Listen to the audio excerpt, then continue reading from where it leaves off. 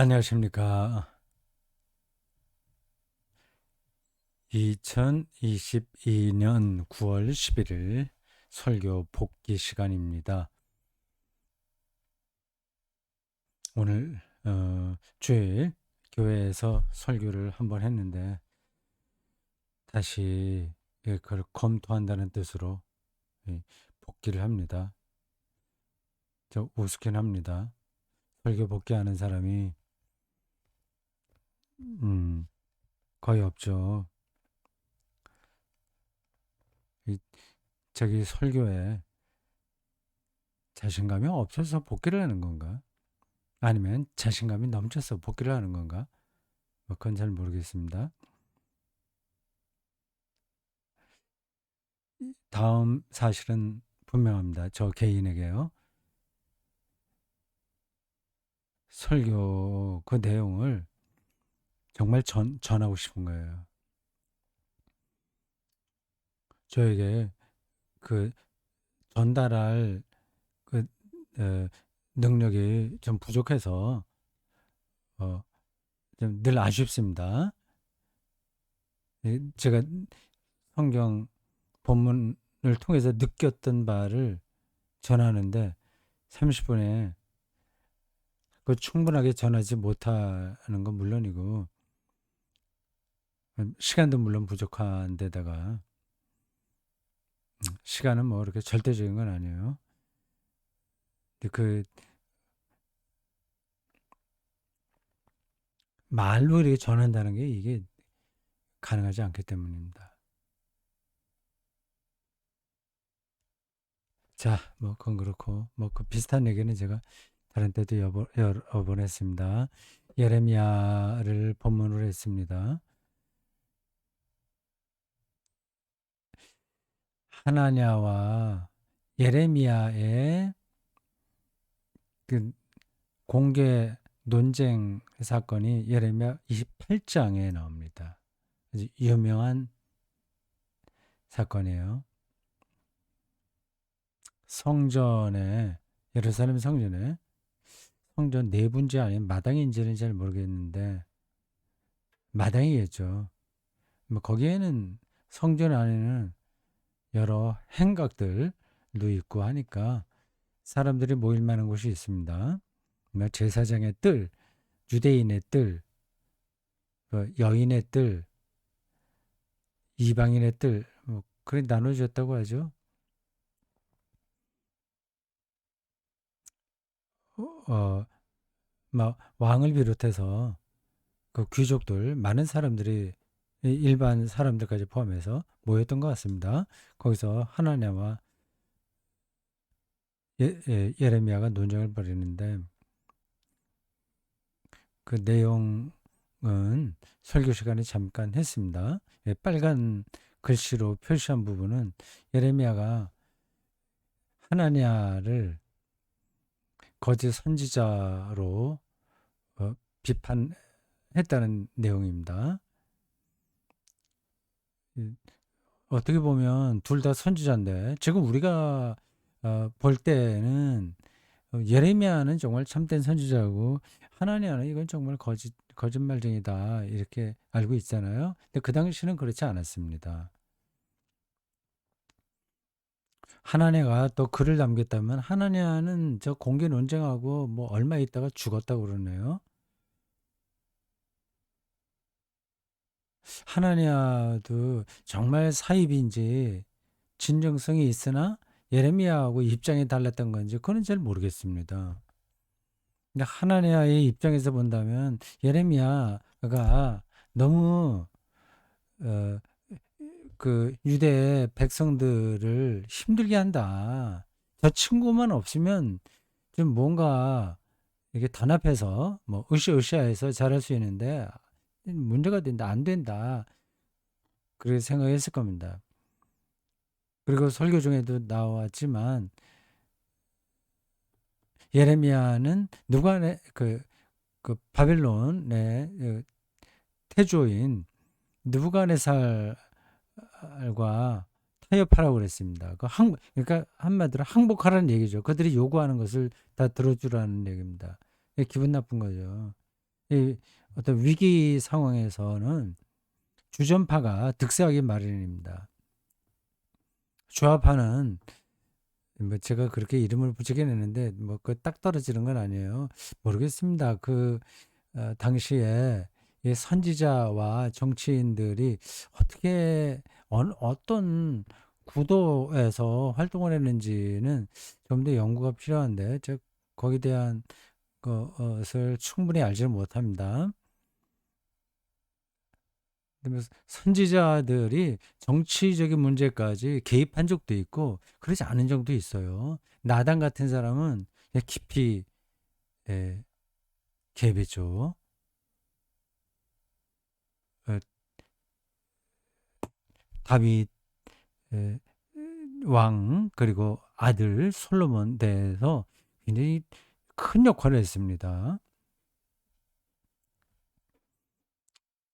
어쨌든 이 하나냐 선지자도 나름으로 어떤 자기 주관이 있고 또 하나님 경험도 있었을 거예요.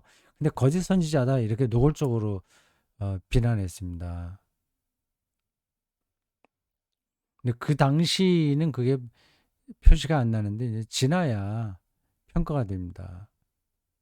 그래서 선지자들이 내가 하나님의 말씀을 받아서 그런 말을 하긴 하는데 그게 직접 받았다는 뜻이 아닙니다. 어떻게 누가 직접 받겠어요?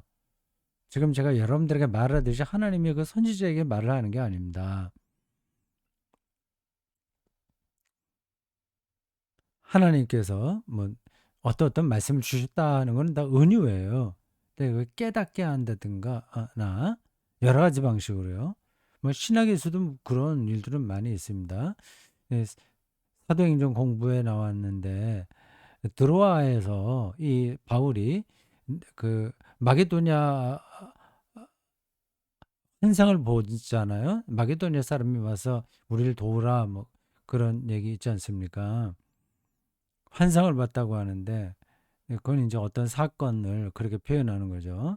그 성경을 읽을 때 이게 팩트, 그냥 사실적인 건지 아니면 은유인지 아니면 풍자인지 또 그 당시에 격언인지 그런 것들을 잘 구분해야 됩니다. 그러니까 성경 해석이 쉽지가 않은 거예요. 목사로 산다는 것은 늘 칼날위를 걷는 거하고 비슷합니다. 좀 엉터리를 전할 수 있거든요. 잘 알지도 못하는 걸 말할 수 있어요.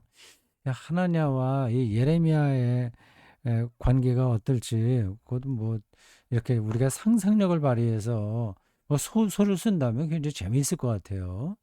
어렸을 때부터 뭐 친구처럼 선지자 학교를 다닐 수도 있었겠죠. 예레미야는 제사장 가문이니까 좀, 이제 좀, 어, 배경이 괜찮죠. 뭐 하나냐는 뭐 그렇지 않을 수도 있고요. 그 어렸을 때는 하나냐가 그 예레미야에게 열등감을 느낄 수도 있었겠죠. 이건 그냥 상상력입니다. 그건 성경에서는 그런 얘기 없어요. 소설가의 입장에서 자리에서 그 하나냐와 예레미야의 이 어, 예루살렘 성전에서 격하게 충돌했던 사건을 이제 앞에 놓고 그 뒷 배경이 어떤가를 상상하는 겁니다. 뭐 그건 뭐 지금 할 필요가 없죠. 예레미야는 하나님에게 이 거짓말쟁이, 거짓 선지자를 비판했습니다. 거짓 선지자가 가능합니다. 참된 선지자도 가능하고요. 그 당시에는 또 분간이 잘 안 돼요. 자기가 참된 걸 얘기한다고 막 생각하더라도 그게 거짓 선지자일 수 있습니다. 모르면서 말할 수 있고 알면서도 거짓말할 수 있고요. 사람이 그렇게 약합니다. 음, 참 약하기도 하고 교묘하기도 합니다. 자기를 합리화하는 데에서는 사람을 따라올 동물이 없어요. 물론 다른 동물들이야 뭐 우리하고는 차원이 다르니까 그 끌어다가 에, 말할 수는 없습니다. 지금도 거짓 선지자가 있다. 그건 분명합니다. 알면서도 거짓을 전하고 모르면서도 거짓을 전할 수 있어요. 어떤 게 더 나쁠까요? 알면서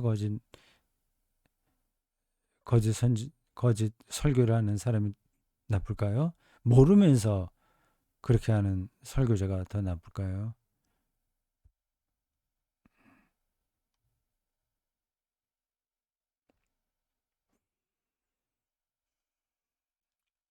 당시 유다 백성들은 두 가지 종교 이데올로기에 떨어져 있었다고 했습니다.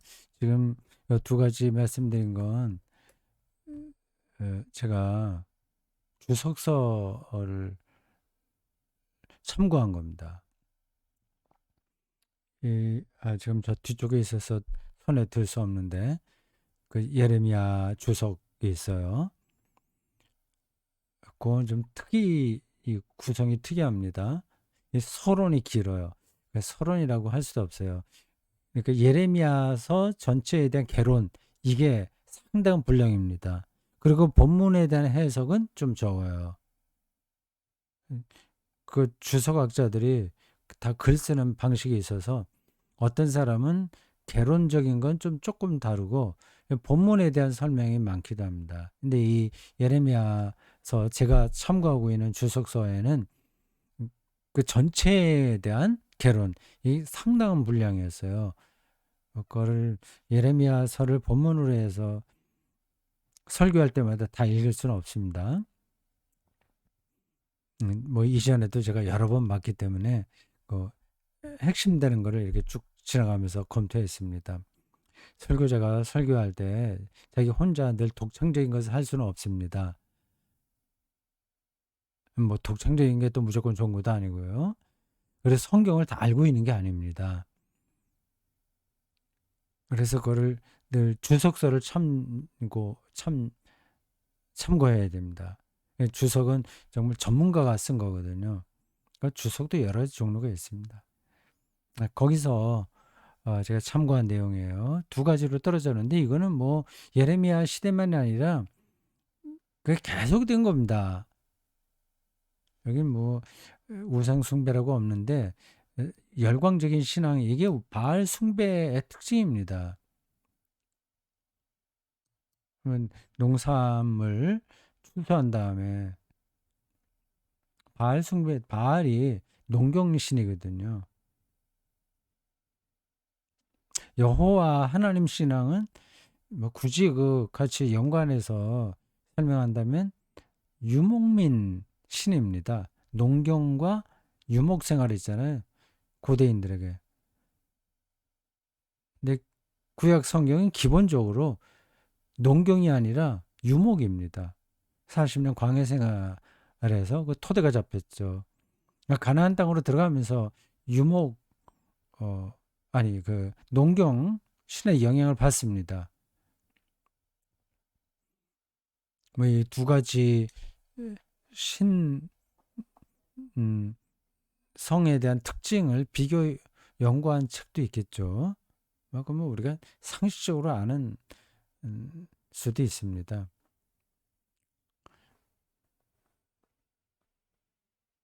근데 바알 숭배 이게 농경신의 특징인데 농산물 다 풍년 들어서 걷어들이고 그걸로 이제 제사 축제 열고 축제 열면 어떻게 돼요? 즐겁죠? 노래하고 춤춰야죠? 그럼 마셔야죠? 그럼 어떻게 돼요? 그 다음에 이제 풍년이 들었다고 하는 거는 이제 먹을 게 많아졌다는 거 아니겠습니까? 그럼 고대인들의 관심사항이 뭐예요? 풍년 들어서 많이 먹고 술 마시고 즐겁게 살고 그 다음에 관심이 뭐죠? 아기를 많이 낳는 거죠. 이제 어, 축제에서는 좀 자유롭게 성관계를 행해졌습니다. 뭐 고린도전서 후서 뭐 이런 어, 공부를 하다 보면 이제 고린도 지역의 특징들을 우리가 따라가거든요. 근데 고린도에는 그 헬라 여신을 섬기는 여신인가? 그 신전들이 아주 유명한 게 있었습니다. 맞아, 이름은 기억나지 않아요. 근데 거기에 여신들이 있습니다. 사제들이요. 그래서 낮에는 그 사제 역할을 하고 밤에는 아, 뭐죠? 몸을 파는 여자 판다고 해야 되나? 홍등과 비슷한 음, 기능이었습니다. 근데 그게 에, 이렇게 뭐예요? 뭐 농사를 잘 져서 풍년과 다산이에요. 이게 고대인들에게는 가장 중요한 거였습니다. 그럼 우리나라도 마찬가지죠. 아마 우리나라에도 조금 아까 얘기한 고린도 지역에 있었던 그 낮에는 여사제 역할, 밤에는 어, 몸을 파는 역할 그런 과 비슷한 일들이 있지 않았을까 싶어요. 있을 수 있었을 겁니다. 우리나라에도. 그건 제가 정확하게 말씀드릴 수는 없어요. 그 열광적인 신앙이에요. 그러면 뭔가 이제 이루어진 것 같은 느낌이거든요. 예루살렘 성전은 두말할 것도 없고요. 이게 유대인들에게 종교적인 절대 이데올로기가 된 겁니다. 거기를 바탕으로 해서 특히 이제 예루살렘 성전이 절대적인 거죠. 시오니즘, 음? 그것도 다 예루살렘 성전을 중심으로 하는 거예요. 그러니까 여기 이것만 우리가 잘 붙들고 있으면 뭐 염려할 거 없다. 잘 된다. 하나님께서 지켜주신다. 어, 뭐 그렇게 생각하는 거죠. 하나님 같은 사람들은 그런 데에 더 확신을 주는 겁니다. 하나님께서 2년 안에 모든 것들을 회복하신다. 내가 여호와 하나님께서 받은 말씀이다. 자신 있게 전파했습니다. 근데 그게 이제 유대의 당시 남유다족 백성들에게 이제, 아, 이제 솔깃하게 들린 거예요. 기본 바탕이 이러니까 성전이 이데올로기가 돼버렸고 절대화 돼버렸고 어, 열광적인 신앙 뭐 그렇게 말하고는 정확하지는 않은데 뭐 대충 뭐 그런 정도로 이해하십시오. 자기들이 열심히 뭔가 신앙생활을 하면 잘 된다 이제 그런 생각입니다. 근데 이게 그 예루살렘 시대만이 아니라 유대에 계속 있었던 거고요. 사실 뭐 지금도 마찬가지죠. 우리도 기본에는 그게 있습니다. 그리고 저는 유혹을 끊임없이 받습니다. 그건 어쩔 수 없는 거예요. 눈에 보이는 거고 성전은 그리고 열광적인 신앙 행태는 몸으로 느끼는 거니까 이거보다 더 확실한 게 어디 있겠습니까? 다른 말이 필요 없어요.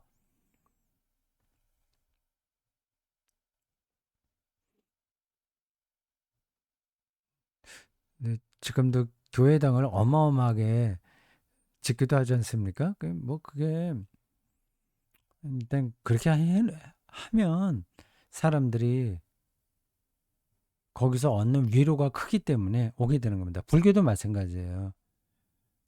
뭐 저희 동네에 그래서 멀지 않은 곳에 뭐 걸어가긴 힘들지만 차를 타고 뭐 얼마 가지 않으면 만불사라고 있어요. 근데 불상이 만 개가 있다는 뜻이겠죠. 뭐 굉장히 유명합니다. 많은 사람들이 거기 오죠. 사람들이 모이면 돈이 되죠. 그 재정이 아주 탄탄한지 지금 대구 샘터교회에 가는 큰 길 옆에 좋은 건물도 사고 그랬을 거예요. 거기에 만불사 아, 거의 뭐 지부 비슷하게 돼 있더라고요. 그렇게 간판이 달려 있습니다. 근데 불교도 마찬가지고 유대교 요거 예루살렘 성전에 있을 때도 그렇고 지금도 그렇고 우리 일반 교회도 그렇고 뭐 베드로 성당 얘기를 했는데 그것도 마찬가지죠. 근데 거기 있으면 뭔가 좀 보이는 있어 보이는 겁니다. 그걸 제가 무조건 나쁘다고 생각하지는 않아요. 근데 그런 것들은 본질이 아니니까 그거 근데 중요하긴 한데 절대적이지 않은 거를 절대화하면 그게 이제 문제가 되는 겁니다. 그거를 상대적인 거로 생각하고 그 정도 위치만 놓고 가면 문제가 안 돼요. 교회당도 필요하긴 합니다. 대구 샘터교회는 20년 동안 자기 건물 없이 지냈죠. 만약에 마음만 먹었다면 어떻게 살아도 뭐 하지 않았겠습니까? 뭐 중간에 어떤 신자가 자기 집에 그거를 한번 교회당을 뭐 져서 교회가 편하게 쓸 수 있게 제공하겠다고 하는 말이 있어서 한번 그렇게 해보려고 시도했는데 결국은 그게 잘 뜻대로 되지 않았습니다. 아주 크지는 않지만 작은 교회당이 괜찮은 그런 교회당이 있는 거는 저는 필요하다고 생각합니다. 예배 드릴 때도 그런 현재 우리 대구 샘터교회가 지하에서 1,000 정도 낮잖아요. 그 강단 원래 천장이 낮은 데다가 강단에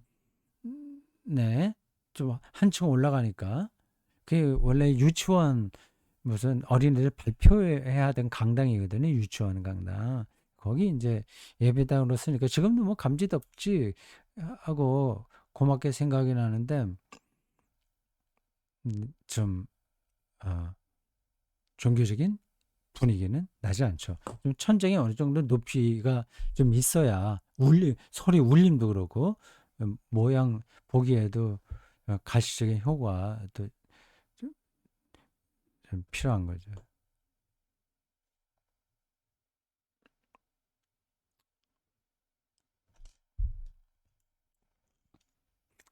자, 요거 빨간 글씨 지금 바로 본 거는 지나가겠습니다.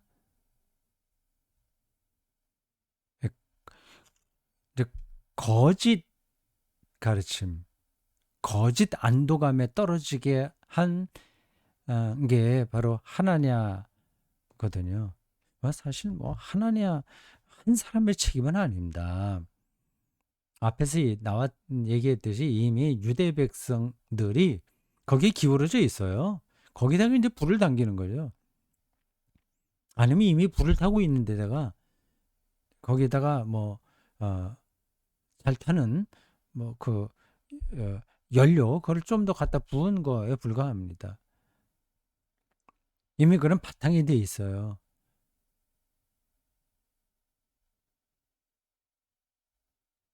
근데 이게 그 거짓 안도감 이게 정말 심각한 겁니다. 우리 영혼을 훼손시키는 겁니다. 이걸 이제 다른 말로 영적인 긴장감이 없는 거, 매너리즘이라고 얘기했어요. 이게 정말 위험한 겁니다. 일상의 과잉이라는 표현을 제가 종종 했습니다. 근데 그게 일상이 과잉되면 사람은 못 견딥니다, 사실은. 그래서 더 자극적인 것을 찾게 돼 있어요.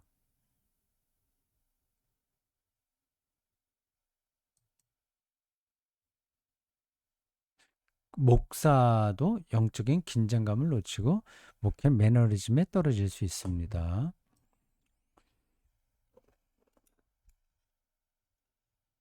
어, 이건 아무리 괜찮은 목사라도 피하기 힘들어요. 괜찮다는 표현이 여러 가지 뜻이 있습니다만 계속 뭐 공부하고 성찰하고 또 교회에 대한 어, 따뜻한 마음과 신자들에 대한 진정성 다 갖추고 있다고 하더라도 목회 행위가 똑같은 게 반복이잖아요. 그러니까 매너리즘에 떨어질 가능성이 많습니다. 그러니까 목회 행위는 뭐 그런 대로 사람들 만나는 거니까 그냥 어느 정도 버틴다고 하더라도 설교의 매너리즘은 정말 피하기 힘듭니다.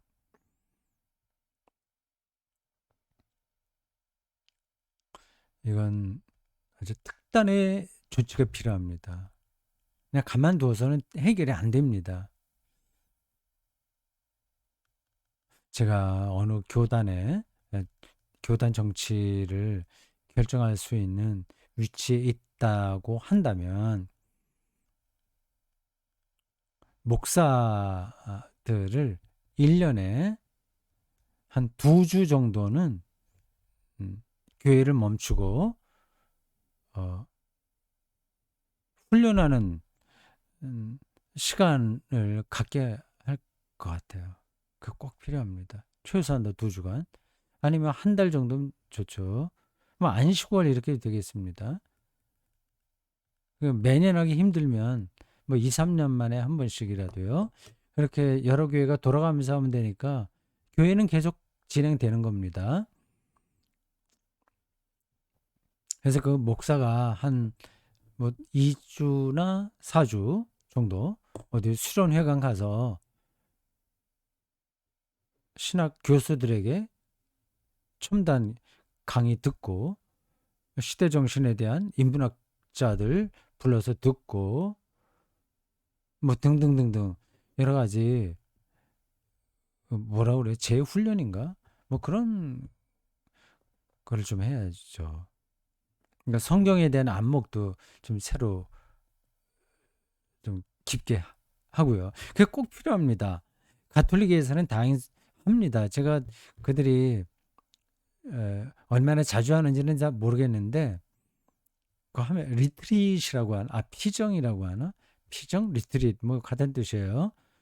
그래서 사제들도 그건 합니다.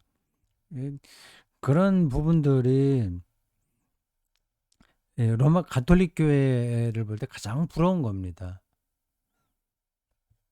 그러니까 교구 안에서는 그런 일들을 교구 누가 주교라고 하죠. 그 사람의 결단만 있으면 어떤 일도 다 할 수 있습니다. 그러니까 교구 전체를 하나의 교회로 생각하는 거예요. 교회 보편성이죠. 교회 본질에 속하는 겁니다. 그러니까 그 안에서 사제들을 어, 적당한 속도로 순회시키고 이렇게 뭐 3년, 4년 목회하다가 이제 받고 거기 사목이라고 보통 얘기하는데 그리고 훈련시키고 그렇게 하는 거거든요. 근데 우리 개신교회는 음, 전혀 그런 게 먹히지 않습니다. 그러니까 아주 열심히 해서 간혹 대박이 나긴 하지만 속된 표현으로 교회가 신자들이 이렇게 쏠리잖아요. 어느 교회로. 그래서 대단한 그 능력을 목사들이 발휘하긴 합니다. 근데 전체 틀에서 보면 건강하지 않은 겁니다. 한 교회가 그렇게 아주 비정상적으로 부흥하면 수많은 교회가 힘들어지는 겁니다. 그 교인들이 뭐 교회 안 다니다가 갑니까? 다 교회 다니던 사람이 빠져서 글로 가는 거거든요. 그러니까 대형 교회 몇 개가 생기면 그 소형 교회가 더 많이 생깁니다. 수도 없이 생깁니다. 그래서 한국의 미자립 교회가 그렇게 많다고 하지 않습니까? 3분의 1 정도 된다고 하는데 그 믿기도 좀 힘들긴 해요. 어떻게 돼서 3분의 1 정도가 미자립? 미자립의 기준도 좀 서로 다르긴 하겠습니다만 자기네 헌금으로 교회의 살림살이를 꾸려갈 수 없다는 거 아니겠습니까? 근데 이게 정상이 아니잖아요. 교회가 부흥하는 건 좋은데 아주 그 슈퍼처치 되는 건 이건 부끄럽게 생각해야 됩니다. 물론 그 교회 목사들이 이렇게 얘기할 거예요. 우리 오지 말라고 한다. 작은 교회 가서 봉사하라고 한다. 자꾸 오는 걸 어떻게 하냐. 그런 얘기를 하죠. 네, 뭐, 그럼 뭐라고 해야 되겠습니까? 네, 뭐, 또 어떤 뜻 있는 목사는 그걸 이제 더 분리한다고 하죠. 뭐, 10,000명 모였는데, 이 교회를 1,000명씩에서 10개로 쪼갠다고 해요. 그래도 그건, 그나마 그거는 괜찮은 시도인 것 같긴 합니다. 뭐, 이건 한두 목사가 정신 차려서 해결할 수 있는 문제가 아닙니다. 가톨릭 교회는 그게 어, 뭐 제도적으로 가능해요. 교구 중심이니까. 개신교회는 완전히 뭐라 그러지 그거? 음, 자기 혼자 버텨내야 되는 겁니다. 각계 도생, 각자 도생, 각자 도생하는 거예요. 그래서 뭐 히트가 나면 뭐 성공했다 이제 얘기를 하고.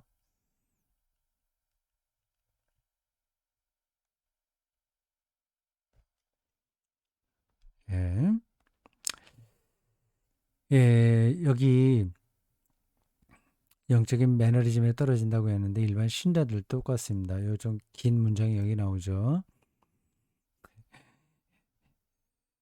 여기 멋진 교회당부터 시작해서 파이프 올간, 박사학위 있는 담임 목사, 여러 종교 프로그램, 뭐 부부 클리닉, 뭐 노인 여가 활동 프로그램, 예, 그러니까 대형 마트에 뭐 여러 물건들을 갖다 놓고 고객들을 불러들이는 거하고 비슷한 활동을 한국 교회가 합니다.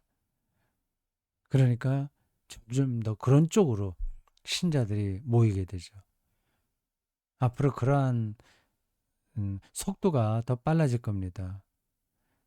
교인들은 전체적으로 그러니까 파이는 줄어드는데 목사 숫자는 더 늘어났고 지금도 늘어나고 있고 교회도 줄어들지는 않잖아요. 그러니 뭐 어떻게 됩니까? 잘 나가는 교회는 더 사람들이 모이게 되고 그런 준비가 안 된 교회는 낙오되는 거죠.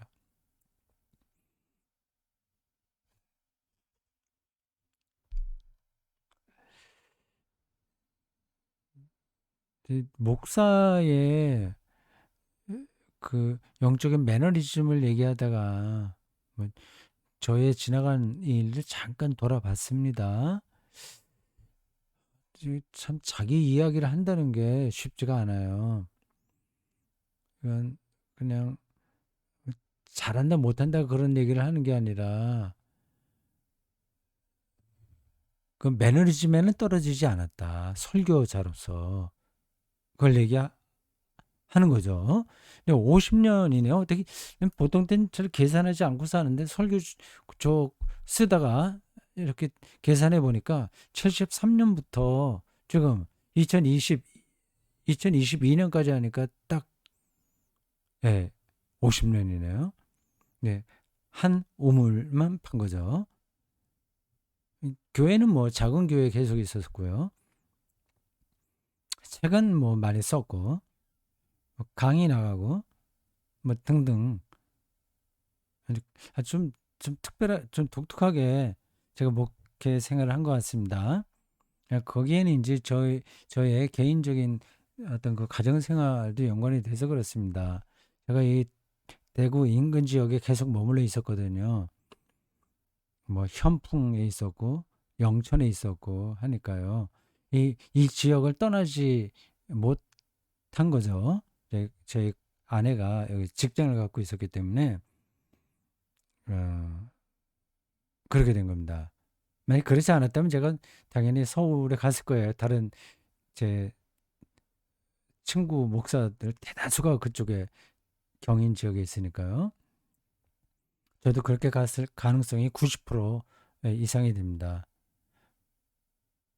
뭐 목회도 그렇지만 만약에 여기서 박사학위 받은 다음에 계대에서 이제 교수로 살아야 되겠다 생각했다면 보따리 싸갖고 서울로 갔겠죠. 아내가 여기 직장 있다고 하더라도 뭐 주말 부부 할 수도 있는 거잖아요. 그러면 어떻게 해서라도 교수로 들어갔을 겁니다.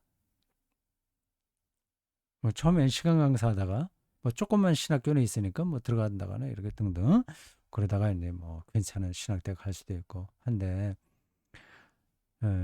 여기서 이렇게 지나게 됐습니다. 세월이 그렇게 휙 지나버렸어요. 그래서 서울에 가지 못한 걸 저는 후회하지는 않습니다. 아쉬워하지도 않고요. 뭐 어디 있든지 자기 몫이 있으니까 여기서 제 몫을 나름으로 잘 감당했다고 생각을 해요. 네, 여기서 말씀드릴 어떤 핵심은 50년 정도 한 우물을 파는데도 역시 더 팔 게 많더라. 우물을 더 파고 싶다. 그 얘기입니다. 이게 정말 솔직한 심정이에요. 그리고 앞으로 이제 대구 샘터기를 그만두잖아요. 대구 샘터기에는 사실은 뭐 정관에 70살이면 나간다 이제 그런 건 없습니다. 이제 근데 이제 제가 사임을 하는 거죠. 이런저런 이유로. 근데 딱 보니까 50년 딱 됐어요. 신년이죠. 그러니까 정말 즐거운 해입니다. 50년 딱 하고 이제 70살에서부터 새로운 길을 갈 것 같아서 기대가 됩니다. 다른 건 둘째치고 제가 시간만 잡아먹네. 개인적인 얘기 자꾸만 해서요. 80살에는 내가 어떻게 설계할 건가? 그리고 90살에는 내가 어떻게 설계할 건가? 그게 저희 지금 최대의 호기심이에요. 그게 이제 기대가 되는 거죠. 잘할 것 같은 기대가 아니라 정말 그때도 내가 늘 성경을 새롭게 본다는 느낌으로 설계할 수 있을까? 그리고 그만한 내공이 더 갖춰져 갖고 하게 될까? 아니면 조금 지나가다 재미없어서 때려칠까? 뭐 그런 생각이 드는 겁니다. 그러니까 앞으로 20년 동안 그 뒤로 더 할지 뭐 100살까지 할지 쓸데없는 말입니다. 네, 그러다가도 이제 갑자기 몇 년 사이에 병이 날 수도 있죠. 아니면 모든 게 기력이 빠질 수도 있고 뭐 병이 나고 기력이 나고 또 아주 나쁜 경우면 뭐 알츠하이머나 치매 이런 거 걸리지 않겠습니까? 뭐 신학자라고 해서 그거 안 걸리는 이유도 없으니까 그러면 이제 모든 게 다 이렇게 불이 꺼지듯이 사라지겠죠. 그러나 아직까지는 설교에 대한 거룩한 호기심, 그 궁금증 이게 많아서 기대가 된다. 이럴 겁니다. 이게 뭐가 그렇게 알고 싶냐? 그냥 하나 예를 드는 거예요. 알파 오메가 이게 무슨 뜻이냐? 예? 지금은 희미한데 얼굴과 얼굴을 대해서 본다고 하는데 이 바울의 고백이 과연 뭐 그 실체가 뭔가 얼굴과 얼굴을 본다는 거는 직접 경험한다는 거 아니에요. 그게 뭔가 대충은 제가 설명할 수 있습니다. 근데 그걸 더하는 거죠. 최근에 어떤 분들이 저에게 그런 얘기를 해요. 몇 년 사이에 정 목사가 당시 설교가 좀 많이 달라졌다고 말이죠. 좋은 뜻으로 한다고 생각합니다. 그래 좋은 뜻으로 했을 거예요. 근데 그건 좋은 현상입니다. 나이가 들수록 사물을 보는 이 관점도 달라지는 거잖아요. 그럼 저 스스로도 느낍니다. 30대 때에 설교하던 저와 40대 때, 50대 때 지금 다른데 뻔 설교가 뻔하게 저에게 생각되는 게 아니라 세- 세- 어, 계속 궁금하다는 느낌이 드는 상태에서 설교를 준비하는 거는 맞습니다. 아까 잠깐 그 뭐 좀 새로 좀 달라졌다고 하는 분들 이야기를 제가 이렇게 알아들었어요. 그 전에는 좀 그 기독교 진리, 복음을 그냥 객관적으로 어떻다 이렇게 설명하고 말하는데, 이제는 그 듣는 사람들이 더 실질적으로 알아듣도록 전하려고 노력하는 거죠. 그런 마음이 더 저 스스로에게도 느껴지긴 합니다. 예. 그 태초와 그 빅뱅이 어떻게 연관되는지 이런 걸 알아야, 그래야 설교를 할 수 있는 거 아니겠습니까? 양자 역학을 모르고 어떻게 설교할 수 있겠어요? 양자 역학과 설교의 이 관계성에 대해서 말하려면 할 말이 많습니다.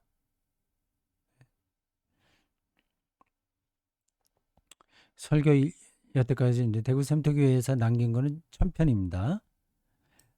1000편이 조금 안 돼요. 근데 거의 1000편인데요. 근데 그 전에 또 제가 설교문을 젊어서부터 계속 썼는데, 그때는 노트에다 썼기 때문에 다 분실됐어요. 근데 대구 샘터교회 하면서부터는 워드에다가, 예, 저장했기 때문에 살아남아 있습니다. 앞으로 1000편을 더 쓰려고 하는데, 뭐 여러분 그냥 여담식으로 말씀드린 겁니다. 10년 후에 대구 성서 아카데미 한번 더 돌아보세요. 그때도 제 설교가 다시 업로드 되는지, 20년 후에 보시든지. 설교를 아니, 하나님을 아는데 관심이 있나 실제로? 이거 잘 생각하십시오. 그리스도인들이 여기에 관심 없을 가능성이 높습니다. 그냥 교회 생활 자체의 재미를 느끼는 거예요. 뭐 그래도 돼요. 근데 하나님을 정말 알고 싶어 하는 사람들이 그런 교회에는 발을 붙일 수가 없습니다. 네, 요 서울 사랑제일교회인가 뭐 교회에서 벌어졌던 일은 좀 부끄러운 일이니까 다시 입에 담지 않겠습니다.